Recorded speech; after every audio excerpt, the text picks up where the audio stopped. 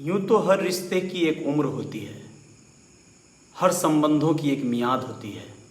समय के साथ रिश्ता चाहे कितना भी गहरा हो, दोस्ती का हो, माँ बेटे का हो, भाई भाई का हो, भाई बहन का हो, पति पत्नी का हो, सबका रिश्ता अंततः एक दिन छूट जाता है। लोग न चाहते हुए भी एक दूसरे से दूर हो जाते हैं, बिछड़ जाते हैं, खो जाते हैं। नमस्ते, मैं Ajay Sahni, star real reporter news पर आप लोगों के बीच आया हूं। थोड़ा सा गैप हो गया, कल का पूरा दिन मैं आप लोगों के लिए तरसता रहा और आज का दिन भी कहीं ना कहीं मैं कुछ कर नहीं सका। दरअसल मैं एक यात्रा में था और वहां से जहां कल मैं था वहां पूरे दिन नेटवर्क का बहुत बड़ी परेशानी बना रहा। मैं काफ़ी समुद्र तल से काफ़ी ऊंचाइयों पर चला गया था। खैर, ऐसे मौसम में ऐसे जगहों पे जाना इस समय उचित नहीं है, क्योंकि आप लोग तमाम खबरें सुन रहे होंगे। तमाम जगह से, देश के हिस्से हिस्से में से, हिमाचल प्रदेश से कई जगहों से बादल फटने की घटनाएं आई हैं, कई लोगों की मौतें हुई हैं। और मुझे उम्मीद है कि मैं इस समय वैसे तो सफ़र का थका हुआ हूँ, लेकिन मैं चाह रहा था कि आज तो कम से कम आप लोगों से रूबरू हो जाऊँ और मेरी आवाज़ उम्मीद करता हूं कि आप लोगों तक पहुंच रही होगी सकुशल। जो भी साथी दोस्त मित्रगण इस समय मुझे देख पा रहे हैं, सुन पा रहे हैं, उन सब का शुक्रिया करता हूं, धन्यवाद देता हूं। और मैं बात कर रहा था रिश्तों की अहमियत की, रिश्तों के उम्र की, रिश्तों के मियाद की। तो दोस्तों, एक माँ राजस्थान से भरतपुर जिले की रहने वाली बहुत बड़ी व्यथा लेकर इस समय अपनी गुजर रही हैं, एक ऐसे दौर से गुजर रही हैं कि उसे बताना बहुत ज़रूरी है आप लोगों को। दरअसल उन महिला का नाम है महादेई भरतपुर जिले के भुसावर इलाके में हिसामड़ा गांव की रहने वाली हैं। और इनके पति धर्मवीर 1.5 साल पहले गले के कैंसर की वजह से इस दुनिया को छोड़कर चले गए थे। इनके 2 बेटे हैं और दोनों वायुसेना में हैं, दोनों भारत माँ की सेवा कर रहे हैं। एक बेटी है जो अपने परिवार में, अपने घर परिवार में, बच्चों में कहीं ना कहीं शादीशुदा होने की वजह से वो भी व्यस्त है। महादेई अपने जीवन में बहुत हताशा और निराशा के दौर से गुजर रही हैं। उनका कहना है कि उनके दोनों बेटे या बहुएं उनकी देखभाल नहीं करते, अब वो बिल्कुल अकेली पड़ गई हैं और उन्हें खर्चे भी नहीं दिए जा रहे हैं, इसलिए वो बहुत परेशान हैं। दोस्तों, आप लोगों को बताना बहुत ज़रूरी है कि महादेई का जो बड़ा बेटा है उसका नाम है शेर सिंह, वो आगरा में पोस्टेड है और छोटा बेटा विश्वेंद्र उधमपुर में तैनात है। और उनकी दोनों बहुएं भी सरकारी जॉब में हैं। और उनका कहना है, छोटी बहू उनकी आरती है और बड़ी जो बहू है उनका नाम है विनीता, धौलपुर में नर्स हैं। और छोटी जो बहू आरती हैं वो टोडा भीम में टीचर हैं, नर्स और टीचर हैं बहुएं। इसके बावजूद भी महादेई का देखभाल नहीं हो पा रहा है, इसके बावजूद भी महादेई के लिए कोई कुछ कर नहीं पा रहा है।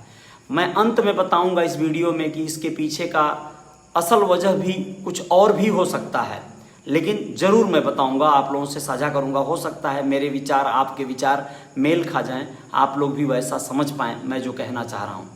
बस महादेई का कहने का मतलब यह है कि 5 बीघा ज़मीन थी इनके पास, इनके पति के पास। पति के मौत के बाद दोनों बेटों ने अपनी अपनी ज़मीन की हिस्सेदारी की। 3 हिस्से लगाए गए, जिसमें से महादेई को भी एक हिस्सा दिया गया। 40,000 रुपये में महादेई ने उसे किसी को गिरवी जो बोलते हैं ना, वो दे दिया, यानी बंधक दे दिया था। उस व्यक्ति को कोरोना हो जाने के नाते वो जो 40,000 रुपये उससे लेने थे वो ले नहीं पाई, यानी कि उस व्यक्ति को कोरोना हो गया था जिसने इनकी ज़मीन ली थी, लीज पर ली थी।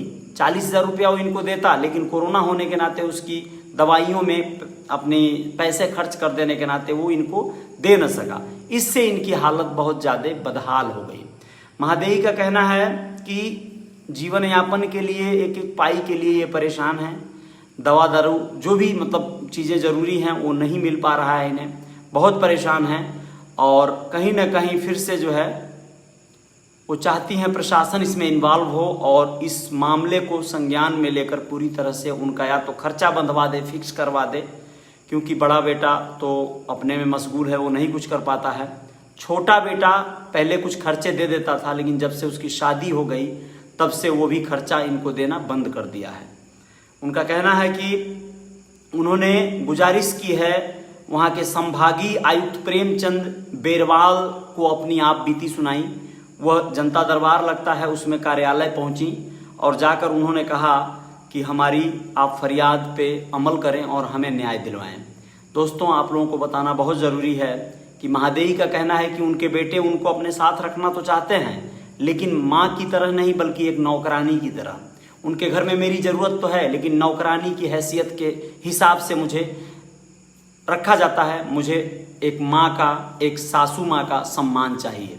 महादेवी का कहना बिल्कुल जायज़ है। उन्होंने कहा कि मैं अपने बच्चों के साथ रह चुकी हूँ, लेकिन मेरे साथ बुरा बर्ताव किया जाता है। दोस्तों, ये कहानी सुनकर यकीन मानिए मुझे मेरी माँ की याद आ गई।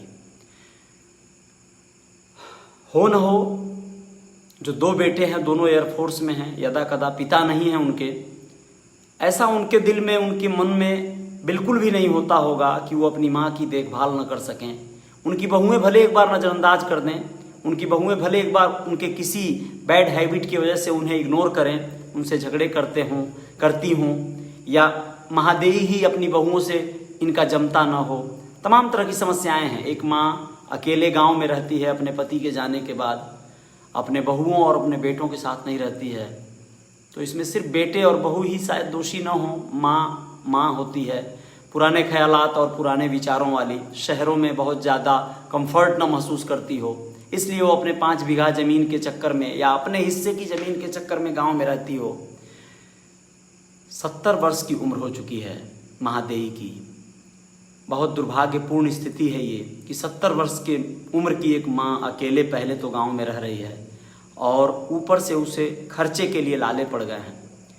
मैंने कहा कि मुझे मेरी माँ की याद आ गई, इसमें कोई संदेह नहीं है। मैं सच बोलना चाहता हूँ, मैं कई बार बहुत ज़्यादा दुखी होता हूँ कि मैं भी अपनी माँ के साथ नहीं रह पाता हूँ, या फिर मेरी माँ मेरे साथ नहीं रह पाती हैं। वो भी गाँव में हैं और मेरा परिवार मुंबई में है। ये बात अलग है कि माँ जब वहाँ रहती हैं तो माँ होती हैं, माँ बैठी नहीं रह सकती हैं, वो कुछ ना कुछ कर लेती हैं, करती रहती हैं, घरेलू जो भी हाथ बटाना होता है घर में। लेकिन वजह पता नहीं क्या होगा। मुझे नहीं लगता कि उनकी बहुएं इतनी नाकाबिल हैं कि उनका ख्याल न रखें, ऐसी भी नहीं हैं। और उनके बेटे में मैं एक बार भले खानाबदोश सी ज़िंदगी जीता हूँ, शायद उनके लिए मैं बहुत कुछ नहीं कर पाया और आगे पता नहीं क्या कर पाऊँ न कर पाऊँ, लेकिन मेरा छोटा भाई जो है पवन साहनी, वो हमेशा मेरी माँ का ख्याल रखते हैं और उनके लिए जो भी बन पाता है वो करते रहते हैं। मेरी 2 बहनें हैं, वो भी उनके लिए कुछ न कुछ करती रहती हैं। तो मैं बस इतना चाहता रहा, हमेशा चाहता रहा कि माँ साथ रहें, लेकिन पता नहीं क्या है, जो भी है गांव की वो आबो हवा, वो वातावरण जो कुछ भी है। तो यहाँ महादेवी की कहानी सुनकर या आप लोगों को सुनाकर बस मुझे माँ या अपनी स्टोरी याद आ गई। और किसी भी बेटे को अपनी माँ को इस हाल में छोड़ने का हक नहीं है, अधिकार नहीं है। और अगर वो ऐसा करता है तो उसे उनका पूरा भरण पोषण करना होगा, उनका ख्याल रखना होगा, बिल्कुल अपनी जिम्मेदारियों से पीछे नहीं हटना होगा। मैं खुशकिस्मत हूँ, मेरा एक छोटा भाई है और वो हमेशा माँ के लिए जो भी हो पाता है वो कर लेते हैं। और मेरी बहनें भी हैं, वो भी बहुत कुछ कर लेती हैं।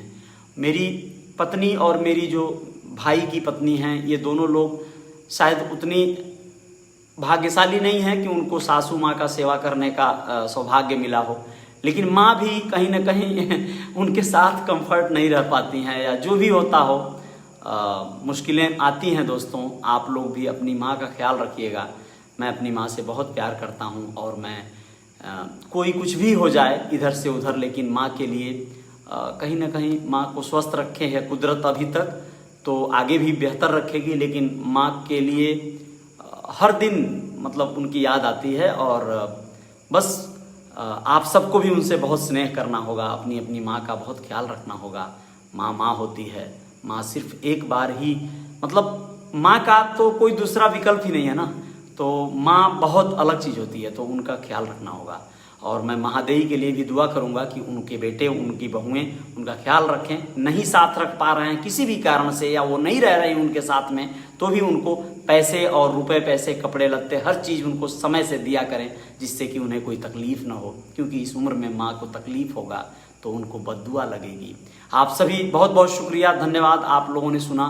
सोनू दुसाद जी बहुत बहुत शुक्रिया मेरे भाई।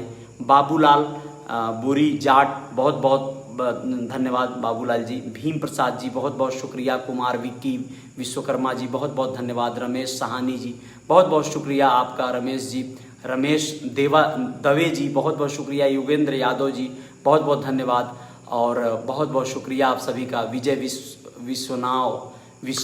वैष्णव जी, सॉरी, विजय वैष्णव जी बहुत बहुत शुक्रिया। और भीम प्रसाद अतघरा जी बोल रहे हैं कि भैया एक बार राम राम बोल दीजिए, पता चले कि आप मेरा कमेंट देख रहे हैं, मुझे आपका न्यूज़ बहुत अच्छा लगता है। बहुत बहुत धन्यवाद राम राम भाई, जय श्री राम। आपका कमेंट मैं देख रहा हूं और मैं सभी का देख रहा हूं। बहुत बहुत शुक्रिया आप लोगों का। योगेंद्र जी बहुत बहुत शुक्रिया और सूर्यकेश सिंह सूर्या जी बहुत बहुत धन्यवाद। सलमान खान जी बहुत बहुत शुक्रिया, बहुत बहुत धन्यवाद। और साथ में सुमित राय जी बहुत बहुत शुक्रिया। सुमित बहुत बहुत धन्यवाद। और साथ ही साथ मैं आपको बताऊं कि सोनू भाई बहुत बहुत धन्यवाद। बेटे साले चूतिया हैं, नहीं गाली नहीं देते दोस्त। रमेश साहनी जी, ऐसा नहीं होता है, सिर्फ बेटे दोषी नहीं होंगे, हो सकता है माँ साथ नहीं रह पाती हों और माँ को अच्छा ना लगता हो, शहर का आबो हवा जो भी हो, तो बेटे अच्छे हो सकते हैं। हम लोग एक तरफ से सिक्के का एक पहलू न देखा जाए। भैया राम राम। भीम जी बहुत बहुत धन्यवाद, बहुत बहुत शुक्रिया। और गोविंद निषाद जी बहुत बहुत शुक्रिया, बहुत बहुत धन्यवाद मेरे भाई, बहुत बहुत धन्यवाद। और साथ ही साथ राम कुमार जी बहुत बहुत धन्यवाद। राम राठौर जी बहुत बहुत धन्यवाद, बहुत बहुत शुक्रिया, बहुत बहुत धन्यवाद आप सभी मित्रों का। और राज मियाँ सिद्दीकी जी बहुत बहुत शुक्रिया, बहुत बहुत धन्यवाद, बहुत बहुत धन्यवाद, बहुत बहुत शुक्रिया। विजय सिंह जी और रविंद्रनाथ मांडी जी बहुत बहुत शुक्रिया, बहुत बहुत धन्यवाद। चंचल बजाज जी बहुत बहुत शुक्रिया। जय हिंद निषाद जी बहुत बहुत धन्यवाद। इंदल निषाद जी बहुत बहुत धन्यवाद, बहुत बहुत शुक्रिया। गुड इवनिंग, बहुत बहुत थैंक यू। नरेंद्र गिरी जी बहुत बहुत धन्यवाद, बहुत बहुत शुक्रिया। प्रताप सिंह नायक जी बहुत बहुत धन्यवाद आपका भी प्रताप जी। और विजयंत सिंह राजपूत जी बहुत बहुत धन्यवाद। विजयंत सिंह जी धन्यवाद। और मेरे भाई राहुल मिश्रा जी, थैंक यू राहुल, बहुत बहुत धन्यवाद आपका, बहुत बहुत शुक्रिया। पुरुषोत्तम मूलचंदानी जी बहुत बहुत शुक्रिया पुरुषोत्तम जी। और मुकेश कश्यप जी बहुत बहुत शुक्रिया। मोहम्मद हन्नान जी बहुत बहुत शुक्रिया। संजय यादव जी और राम मनोहर यादव जी, विजय सिंह जी बहुत बहुत धन्यवाद। मुकेश कश्यप जी और मुराद बेग मुगल सुहावा जी बहुत बहुत शुक्रिया आप सभी दोस्तों का। आप सभी लोग लाइव को ज्वाइन किए। जय जयकार जारी रहेगी। रियल रिपोर्टर न्यूज़ पे कुछ और खबरों के साथ हाजिर होते हैं, राजस्थान और मध्य प्रदेश और देश के और हिस्सों का, उत्तर प्रदेश की कुछ खबरों के साथ। जय हिंद, जय भारत, बने रहिएगा मेरे साथ।